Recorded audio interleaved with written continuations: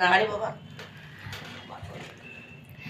এই বাড়িতে ঢুকলাম, দাঁড়াও, এই বাড়িতে ঢুকলাম, ঢুকে তো ফ্রেশ হয়ে নিলাম। ফ্রেশ হওয়ার পর যেটা আমি হাতে সাথে সাথে পেয়ে গেছি, কি পেয়েছি দেখো, আবার উল্টো পাল্টা পেয়েছি। হচ্ছে কচুরি, ছোলার ডাল, ডিমের ডেভিল।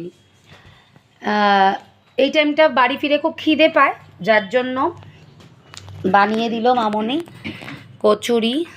আর ছোলার ডাল তো ছিলই, আর ডিমের ডেভিলটাও তো ছিল।